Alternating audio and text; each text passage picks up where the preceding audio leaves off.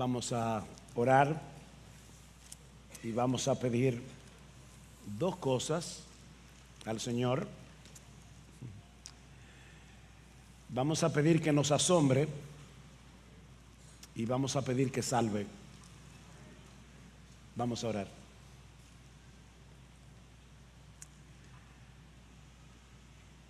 Padre, ciertamente no hay un milagro más grande que el nacimiento de Jesús.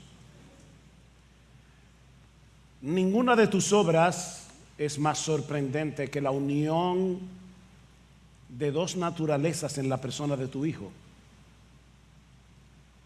Y es por eso, Señor, que no hay un ser más sorprendente que Jesús. Tristemente, Padre, reconocemos delante de ti que muchas veces nos acostumbramos de cosas que deberían maravillarnos. Y por eso ahora te pedimos, Padre bueno, que vengas por tu Espíritu y por medio de tu palabra abras los ojos de nuestra fe para que nosotros hoy podamos contemplar a Cristo en su gloria. Y si Él nos maravillaba, que hoy nos maraville más. Pero también te rogamos, Señor, por aquellos que están en medio nuestro, entretenidos con muchas cosas que distraen su atención del verdadero tesoro que es Jesús. Por favor, despiértalos, Señor, y sálvalos hoy, aquí, ahora, por el poder de tu palabra, porque te lo pedimos en el precioso nombre de Cristo. Amén. Una de las escenas más paradójicas que encontramos en los evangelios es la que vemos en el capítulo 8 del Evangelio de Mateo, específicamente en los versículos 23 al 27. Luego de un día sumamente agotador, el Señor sube a la barca con sus discípulos para pasar al otro lado del mar de Galilea, improvisa una cama en la popa de la barca y se queda profundamente dormido. En algún punto de la travesía se levanta una tempestad tan grande, Mateo dice que se levantó un maremoto, que las olas comienzan a cubrir la barca. Pero Jesús está tan exhausto que ni el movimiento de la barca, ni el ruido de la tormenta, ni el griterío de los apóstoles pueden despertarlo. En su desesperación, los discípulos comienzan a gritar: Señor, sálvanos, que perecemos. Y esta vez, por fin, Jesús abre los ojos, contempla a sus aterrados discípulos y les dice en tono de reproche: ¿por qué teméis, hombres de poca fe? Yo no sé honestamente qué pudo haber pasado por la mente de los apóstoles en este momento, pero déjenme especular un poco. Tal vez fue algo como esto: ¿cómo que por qué tenemos temor? ¿Qué pregunta? El cielo se nos está cayendo encima, la barca se está llenando de agua, tú estás profundamente dormido. ¿Acaso no tenemos todas las razones del mundo para tener miedo? Pero entonces ocurre algo sorprendente. Es la parte realmente sorprendente de esta historia. Jesús se pone de pie, reprende al viento y al mar como lo haría un papá con un niño molestoso. Calla, enmudece. Y dice en Marcos capítulo 4 versículo 39 que el viento cesó, y ahora escuchen, y se hizo gran bonanza. Obviamente lo normal habría sido que el viento y las olas comenzaran a aquietarse poco a poco, pero eso no fue lo que sucedió. La orden de Jesús fue suficiente para que el mar se pusiera como un plato, como un espejo, en un segundo. Y si los discípulos habían tenido temor de la tempestad, ahora estaban aterrados por Jesús.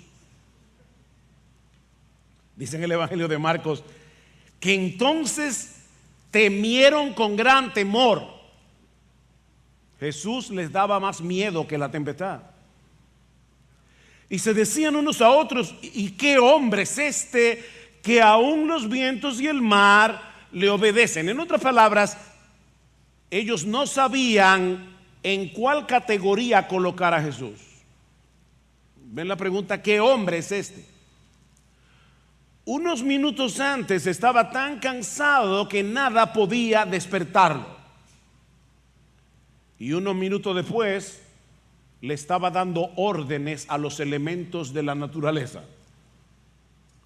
¿Qué hombre es este? ¿Qué clase de hombre es?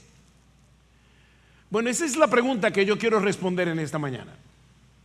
Y vamos a hacerlo a la luz del primer capítulo del Evangelio de Juan. Yo les pido por favor que vayan conmigo al capítulo 1, al prólogo del Evangelio de Juan. Vamos a leer los versículos 1 al 3 y luego saltaremos al versículo 14. Dice así la palabra del Señor: en el principio existía el Verbo, y el Verbo estaba con Dios, y el Verbo era Dios. Él estaba en el principio con Dios. Todas las cosas fueron hechas por medio de Él, y sin Él nada de lo que ha sido hecho fue hecho. Versículo 14: y el Verbo se hizo carne y habitó entre nosotros, y vimos su gloria, gloria como del unigénito del Padre, lleno de gracia y de verdad. Obviamente no es mi interés en esta mañana explicar a profundidad esto que yo acabo de leer. Necesitaríamos, yo no creo que sería una serie de sermones, necesitaríamos la eternidad. Lo que quiero hacer en esta mañana es señalar algunas cosas que este texto nos enseña acerca de nuestro Señor Jesucristo, a quien Juan identifica como el Verbo de Dios. Y la primera es que ese Verbo es el Hijo eterno de Dios, una persona distinta del Padre y el creador de todo cuanto existe. Eso es lo primero que yo quiero que veamos aquí. El Verbo, el Logos del que habla Juan, es el Hijo eterno de Dios, una persona distinta del Padre y el creador de todo cuanto existe. Vean una vez más versículo 1: en el principio existía el Verbo, y el Verbo estaba con Dios, y el Verbo era Dios. Es evidente que Juan está aludiendo aquí al primer versículo de la Biblia, Génesis capítulo 1, versículo 1. En el principio creó Dios los cielos y la tierra. Bueno, Juan nos está diciendo que antes del principio de ese principio, el Verbo ya estaba ahí. Él no pertenece a la categoría del tiempo, Él no pertenece a la categoría de lo creado. El Verbo ya era cuando nada era. Pero Juan nos dice también que ese Verbo existía en la eternidad en perfecta comunión con Dios. El Verbo estaba con Dios. Literalmente, el Verbo estaba cara a cara con Dios, en una perfecta relación de intimidad y amor. De manera que el Verbo era eterno y una persona distinta del Padre. Ven, el Verbo no es el Padre. Él estaba con Dios. Pero ese Verbo que estaba con Dios Dice Juan que al mismo tiempo era Dios. El profundo misterio de la Trinidad. Un solo Dios que subsiste en tres personas, el Padre, el Hijo y el Espíritu Santo. Tres personas distintas, pero un solo Dios. El apóstol Juan, mis hermanos, nos está tomando de la mano y nos está llevando más allá del pesebre. De hecho, nos está llevando más allá de David, nos está llevando más allá de Abraham, nos está llevando más allá de Génesis 1:1 y nos está dando un tour cuando nada existía. Solo Dios, en perfecta armonía consigo mismo, en perfecta intimidad, en perfecto amor. De manera que esa palabra, ese logos, ese verbo que Dios habló en el capítulo 1 de Génesis, ¿recuerdan? Dios creó todo por su palabra. Lo que Juan está diciendo es que esa palabra que Dios habló en el capítulo 1 del Génesis para que todo viniera a la existencia era en realidad una persona. Esa palabra de Génesis 1 era una persona, es una persona, la segunda persona de la Trinidad. Versículo 2, Él estaba en el principio con Dios, Él, no ello, no eso. Él estaba en el principio con Dios. Todas las cosas por Él fueron hechas. Como dice la Reina Valera del 60, me gusta más esa traducción. Todas las cosas por Él fueron hechas y sin Él nada de lo que ha sido hecho fue hecho. ¿Se dan cuenta, hermanos, que Juan quiere ser redundante aquí? Todas las cosas por Él fueron hechas, ya ok, lo entendí. Y sin Él nada de lo que ha sido hecho fue hecho. Si todas las cosas obviamente fueron hechas por el verbo, entonces no existe nada que no haya sido hecho por Él. Desde las inmensas galaxias hasta los elementos microscópicos que no se pueden ver a simple vista. Los astrónomos estiman que en el universo observable, porque como decía Einstein, el universo es infinito pero limitado. El universo tiene un límite, obviamente, pero para nosotros es infinito. No lo podemos medir. Bueno, los astrónomos estiman que en este universo observable existen al menos unas 100,000 millones de galaxias en el observable. Obviamente ese número puede ser y debe ser muchísimo mayor porque los telescopios más potentes son muy limitados en su alcance en comparación con el tamaño del universo. Y solo en nuestra galaxia, es decir, la Vía Láctea, se estima que hay alrededor de entre 100,000 y 400,000 millones de estrellas, solamente en la nuestra. ¿Y saben lo que dice el Salmo 147:4? Que Cristo conoce cada una de esas estrellas y le puso nombre. Son sus mascotas.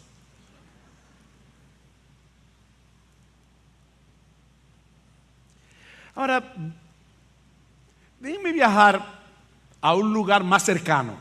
Que las galaxias se ven como tan lejos. ¿Sabían ustedes, mis hermanos amados y amigos que nos visitan, que solo en el Amazonas existen unos 20 millones de especies de insectos? O sea, no de insectos individuales, de especies, de insectos. Y Cristo es el creador de cada uno. Cristo es el creador de todo. Desde las galaxias y las estrellas hasta la mariposa morfoazul y la avispa parasitoide. No me lo estoy inventando por si acaso.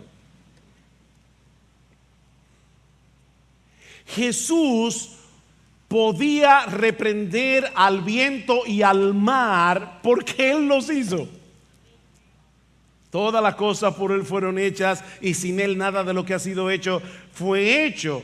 Ahora, ¿cómo explicar entonces que Jesucristo fuera vencido por el cansancio y se quedara completamente dormido en la popa de una barca?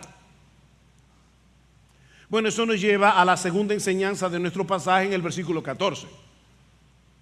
Ese verbo eterno y personal que en el principio era con Dios y al mismo tiempo era Dios, el creador de todo cuanto existe, asumió en el tiempo una naturaleza humana como la nuestra. Eso es lo que significa y el verbo se hizo carne. Así que lo voy a repetir otra vez. Ese verbo del versículo 1 al 3, eterno y personal, que en el principio era con Dios y al mismo tiempo era Dios, el creador de todo cuanto existe, asumió en el tiempo una naturaleza humana como la tuya y como la mía. Ahí está la explicación de lo que sucedió aquella noche en el mar de Galilea. Ese Jesús que estaba en la barca con los discípulos, que poseía toda autoridad y poder sobre los elementos de la naturaleza, tomó carne humana. Y Juan está usando aquí la palabra carne, no en el sentido de pecaminosa, sino en el sentido de debilidad, porque Cristo no tenía pecado. Él era tan humano como tú y como yo, con todas las debilidades, con todas las limitaciones que tú y yo tenemos. El verbo se hizo carne. Alguien dijo una vez: el Cristo que anduvo por los caminos polvorientos de Galilea era el Dios que había transitado los caminos de las galaxias. El Cristo que prendió un fuego a la orilla de un lago para cocinar el desayuno de sus cansados y hambrientos discípulos es el que había dado a luz a 1,000 millones de estrellas y las había colgado en el firmamento. Aquel que le pidió agua a una mujer despreciada era el mismo que había llenado de agua cada río, cada lago, cada océano. En Jesús Dios se introdujo en la humanidad. La eternidad invadió el tiempo. ¿Y sabes por qué lo hizo? Porque de tal manera amó Dios al mundo. Ahí está la respuesta. Fue por amor. Porque de tal manera amó Dios al mundo que dio a su Hijo unigénito. Lo dio para que todo aquel que en Él cree no se pierda, mas tenga vida eterna. Lo que hizo necesaria, mis hermanos y amigos, la encarnación del Verbo fue una sorprendente combinación entre la justicia y el amor de Dios. La justicia y el amor de Dios. El Dios infinitamente justo en su amor quiso salvar a un grupo de hombres y mujeres que merecían todo el peso de su ira, y lo hizo de tal manera que su justicia quedó intacta. Para nosotros esto resulta incomprensible porque estamos tan habituados al pecado que no podemos siquiera concebir que Dios se tome tantas molestias para resolver ese problema. ¿Acaso no podía Dios pasar por alto nuestras faltas y declarar una amnistía universal? No podía. No podía, de ninguna manera. Es absolutamente imposible que un Dios infinitamente justo deje el pecado sin castigo. No, eso no es posible. Si lo hiciera, no sería bueno. No sería bueno que Dios hiciera eso. De hecho, dejaría de ser Dios. Mis hermanos, Él no puede echar a un lado su justicia y seguir siendo quien es. La falta de justicia en Dios destruiría a Dios. ¿Tú oíste eso? La falta de justicia en Dios destruiría a Dios, destruiría su bondad, destruiría su amor. Déjame hacerte una pregunta. Honestamente, ¿te gustaría que los jueces dominicanos declararan mañana una amnistía general, liberaran a todos los criminales que están presos y decidieran pasar por alto todos los cargos de todos los que sean acusados de corrupción de ahora en adelante? ¿Qué te parece? Qué buenos serían esos jueces, ¿no? En lo más profundo de nuestro ser, todos quisiéramos vivir en un país donde nadie se salga con la suya, ¿no es así? Donde los malhechores se sientan temor de infringir la ley. Mis hermanos, cuando las autoridades de una nación no castigan a los transgresores, están desprotegiendo a la ciudadanía. Un país sin justicia es un país caótico. Bueno, llevemos esto a una escala mayor. ¿Se imaginan lo que sería la vida en este mundo si la historia humana no concluyera en un juicio? De este lado de la eternidad, muchos delitos quedan impunes porque la justicia humana nunca será perfecta. Ningún juez terrenal es infalible cuando juzga, y lamentablemente aquí se compran sentencias. Pero algún día habrá justicia en este mundo. Algún día habrá justicia. Porque todos compareceremos ante el tribunal de Dios, desde el más pequeño hasta el más grande, y cada uno recibirá lo que justamente se merece. Ninguna transgresión, ninguna, por pequeña que sea, por pequeña que parezca a nuestras conciencias, quedará sin castigo en ese día, ni una sola.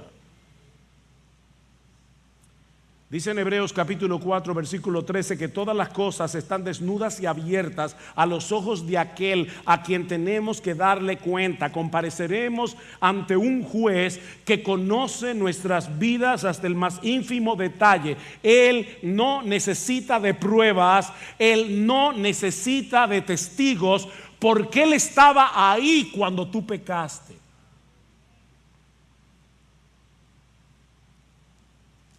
De manera que nadie será absuelto en ese tribunal,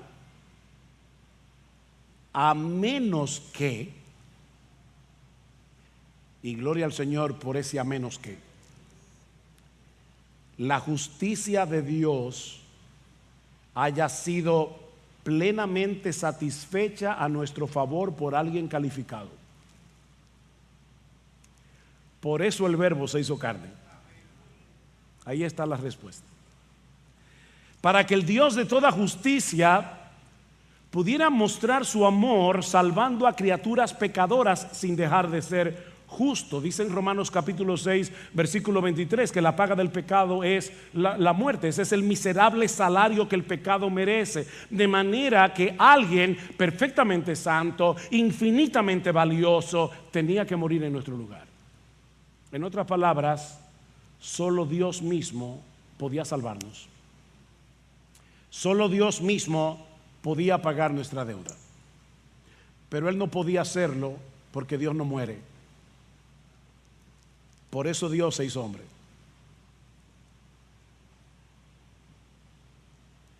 Solo como hombre podía morir para pagar nuestra deuda con la propia justicia de Dios. El Salvador tenía que ser Dios y tenía que ser hombre, no podía ser de otro modo. Dios mismo tenía que venir y hacerse como uno de nosotros, introducirse en el tiempo, en un cuerpo de carne y cubrir su gloria divina con el velo de su humanidad. Gloria al Verbo encarnado. Acabamos de cantar, en humanidad velado. Eso fue lo que sucedió en la pequeña aldea de Belén hace casi 2000 años. El Verbo se hizo carne y habitó entre nosotros. Me encanta esto, literalmente montó entre nosotros su tienda de campaña. Podemos traducirlo: el Verbo se hizo carne y acampó entre nosotros. La palabra es tabernacular. Puso su tabernáculo entre nosotros. El cuerpo humano de Jesús es el tabernáculo final en el que Dios manifestó su gloria. El cuerpo de Jesús es el nuevo templo, es el lugar de encuentro definitivo entre el hombre y Dios. Recuerden cómo le llamaban al tabernáculo en el Antiguo Testamento. Era la tienda de reunión entre el hombre y Dios. Bueno, Cristo es ahora ese lugar de reunión. Mi amigo, tú no tienes que ir a Tierra Santa en peregrinaje. No tienes que ir a ningún templo para encontrarte con Dios. Tienes que ir a Jesús. Ese Verbo eterno que en el principio era con Dios y que al mismo tiempo era Dios, a través del vientre de una virgen asumió una naturaleza de carne como la nuestra, una naturaleza verdaderamente humana, sin renunciar en absoluto a su naturaleza divina. De modo que ese niño que se gestó en el vientre de María por el poder del Espíritu Santo era Dios y hombre a la vez. Es por eso que el nacimiento de Jesús tenía que ser virginal. No es porque hubiese algo pecaminoso en la relación sexual en sí. No, el sexo es un regalo de Dios, que no tiene en sí mismo nada de pecaminoso, siempre que se disfrute dentro del contexto del compromiso matrimonial, como dice en Hebreos capítulo 13 versículo 4. El sexo es un regalo de Dios. La razón por la que Cristo tenía que nacer de una virgen es precisamente por el hecho de que ese niño era al mismo tiempo el preexistente Hijo de Dios. Pastor, me lo puso complicado. Ok, déjame ver si te lo explico, hasta para que los niños que están aquí lo entiendan. Cuando un espermatozoide y un óvulo se unen, dan inicio a la vida de una nueva persona. Pero el Verbo que se encarnó en María no comenzó su existencia personal en ese vientre. Fue su naturaleza humana la que se gestó en el vientre de María y se unió con la naturaleza divina, pero como el Hijo eterno de Dios, Él existía desde siempre. María no podía dar a luz a una nueva persona porque esa persona ya existía desde toda la eternidad. Por eso tenía que ser virginal. No podía ser de otra forma. De ahí la sorprendente profecía de Miqueas capítulo 5 versículo 2, que se cita mucho en estos días. Pero tú, Belén Efrata, pequeña para estar entre las familias de Judá, de ti me saldrá el que será Señor en Israel. Pero ahora Miqueas aclara: y sus salidas son desde el principio, desde los días de la eternidad. Nacerá en la aldea de Belén, dice Miqueas, pero su existencia es eterna. ¿Cómo así? El eterno nacerá en Belén. El eterno nacerá en Belén. Porque el que se encarnó en el vientre de la Virgen María es el Hijo no creado de Dios. verdadero Dios, verdadero hombre. Eso escapa, mis hermanos, por completo, eso escapa por completo a nuestra capacidad de comprensión. No en balde el apóstol Pablo dice en 1 Timoteo capítulo 3, grande es el misterio de la piedad. Dios fue manifestado en carne. Eso es un mega misterio. Grande es el misterio de la piedad. Dios fue manifestado en carne. Cristo era una sola persona. Él no era como el Gollum del Señor de los Anillos, que hablaba en plural de sí mismo. ¿Se acuerdan? No, Cristo nunca decía nosotros, no, yo. Era un yo. Una sola persona, dos naturalezas. Dos naturalezas completamente distintas entre sí. Dios es todopoderoso, el hombre no lo es. Dios lo sabe todo, el conocimiento del hombre es limitado. Dios está en todas partes a la vez, el hombre está confinado en el tiempo y en el espacio. ¿Cómo puede ser entonces que un individuo posea esas dos naturalezas y aún así continuar siendo una sola persona? Respuesta: no tengo la menor idea. Nadie lo sabe. Nadie lo sabe.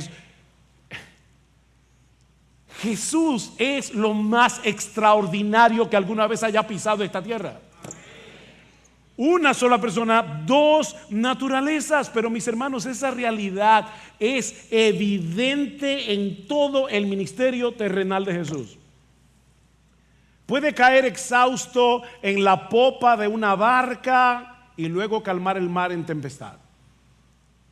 Asciende a los cielos cuando concluye su obra.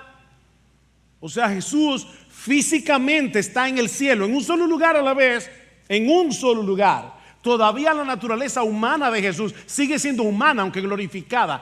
Jesús en su naturaleza humana está en un solo lugar ahora mismo, a la diestra del Padre. Y al mismo tiempo ha prometido estar con nosotros todos los días hasta el fin del mundo. Verdadero Dios, verdadero hombre. Pero hay algo más en nuestro texto. Una tercera enseñanza. Hoy mis puntos son larguísimos. Los que están tomando nota van a pasar mucho el trabajo. Ese verbo eterno que se hizo carne y habitó entre nosotros, nos revela al Padre como el Padre nunca antes había sido revelado. Ese verbo eterno que se hizo carne y habitó entre nosotros nos revela al Padre como el Padre nunca antes había sido revelado. Dice, y el verbo se hizo carne y habitó entre nosotros y vimos su gloria, gloria como del unigénito del Padre, lleno de gracia y de verdad. Y luego en el versículo 18, nadie ha visto jamás a Dios, el unigénito Dios. Yo sé que la Reina Valera dice el unigénito Hijo. No.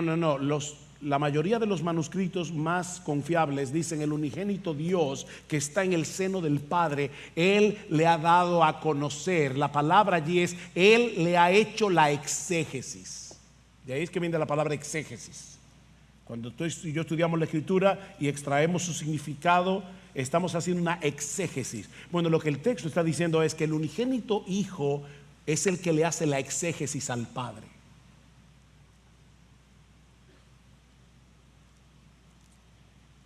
Vimos su gloria, dice Juan. Y Juan parece estar aludiendo aquí al monte de la transfiguración. ¿Recuerdan cuando por un instante Cristo permitió que los discípulos que estaban con él, Pedro, Juan, Santiago, vislumbraran algunos destellos de su gloria divina por un momento? Pero personalmente creo que lo que Juan nos está diciendo aquí es mucho más profundo y definitivamente mucho más consolador. En Cristo los discípulos vieron en forma corporal la manifestación más gloriosa de la gracia y de la fidelidad de Dios. Ven, el texto dice gloria como del unigénito del Padre. Y Juan, ¿cómo fue que vimos esa gloria? ¿Cómo fue que ustedes vieron esa gloria? Porque Él es lleno de gracia y de verdad. ¿Ustedes recuerdan cuando Moisés le pidió a Dios que le mostrara su gloria en Éxodo capítulo 33?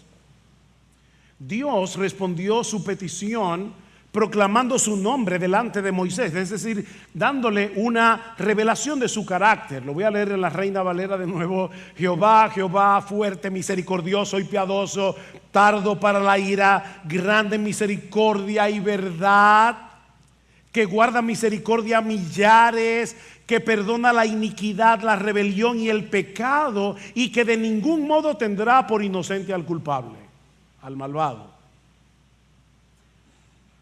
Dios pudo haberle dicho muchas cosas a Moisés para mostrarle que Él es glorioso. Él venció a Faraón para libertar a su pueblo. Él abrió el Mar Rojo en dos. Él hizo que saliera agua de una roca. Pero no hay nada de eso aquí. ¿Sabes en qué consiste mi gloria, Moisés? En que yo soy un Dios misericordioso y fiel, tardo para la ira, grande en misericordia y verdad. Esa fue la gloria divina que se hizo visible en el Verbo encarnado. Pero como Moisés jamás soñó que esa gloria podía ser vista. Versículo 16.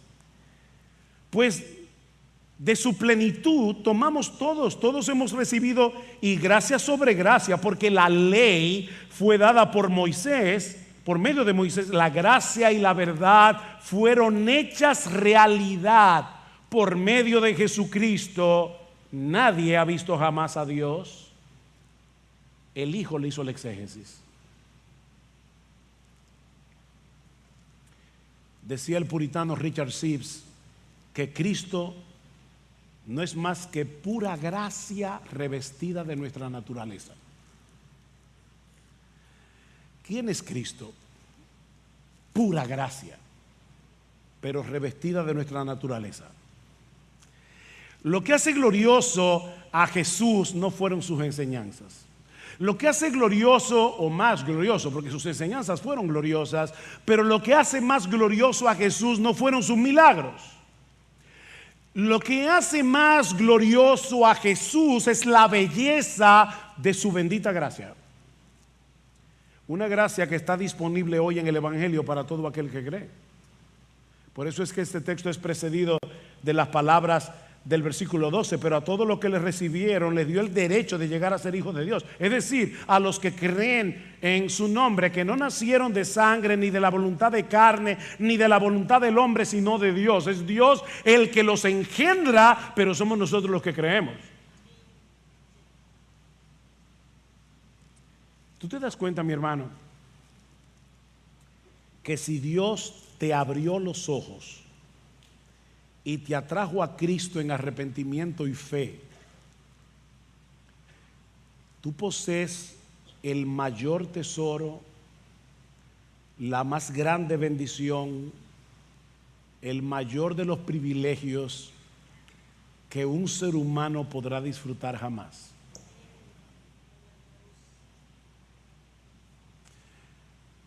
Mira, yo no sé las tribulaciones y aflicciones que tú puedas estar experimentando en este momento. Si tú conoces y tienes relación e intimidad con ese Verbo que se hizo carne, tú no eres digno de lástima.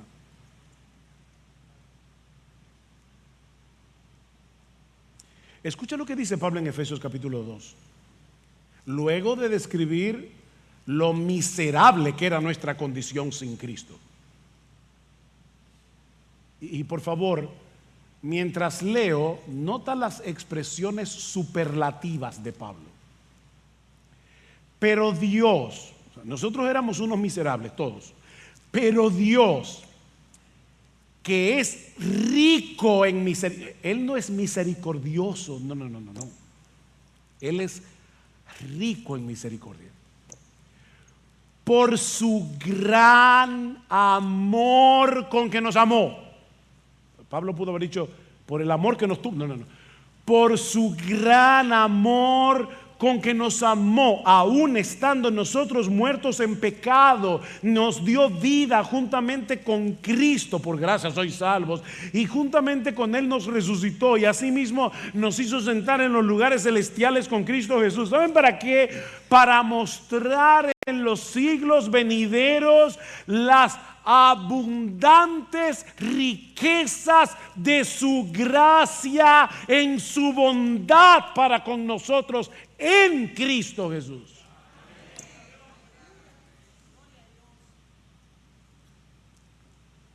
Dios es rico en misericordia, derrochador en su amor, abundante en las riquezas de su gracia, y todo ese tesoro es nuestro en Cristo.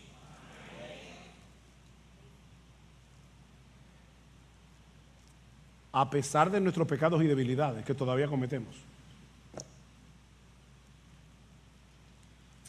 Dice Jonathan Edwards que Cristo murió para demostrar que el amor del Señor es un océano sin orillas y sin fondo. Cristo murió para demostrar que el amor de Dios es un océano sin orilla y sin fondo.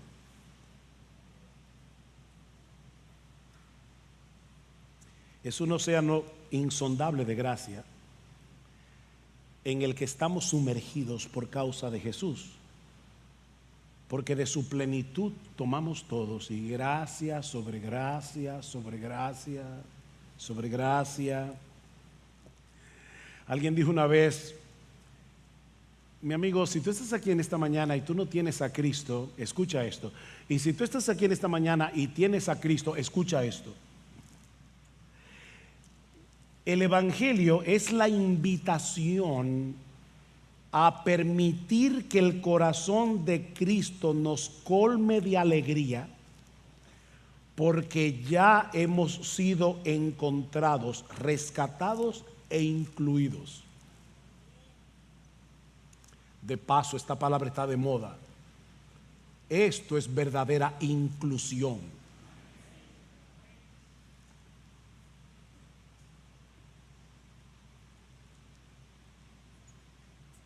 Hoy cantamos Tu gracia es mayor, ¿verdad? Si grandes son mis pecados. Ahora se me fue la canción. Mis faltas son muchas, su gracia es mayor. ¿Saben que ese himno, yo creo que se basó en una carta de John Newton, que escribió nada más y nada menos que en marzo de 1767?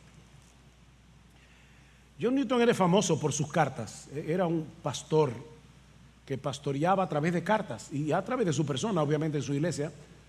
Pero John Newton le escribió una carta a un amigo que parece que estaba pasando por un momento de dificultad, y le dice: no dejes que tus sentimientos te desanimen, porque si nuestro porque si nuestro médico es todopoderoso, nuestra enfermedad no puede ser incurable. Y si no desecha ninguno que venga a Él, ¿por qué deberías temer? Nuestros pecados son muchos, pero mayores sus misericordias. Nuestros pecados son grandes, pero su justicia es mayor.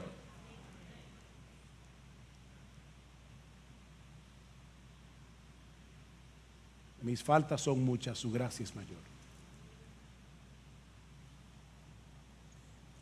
Creyente, no huyas de Dios.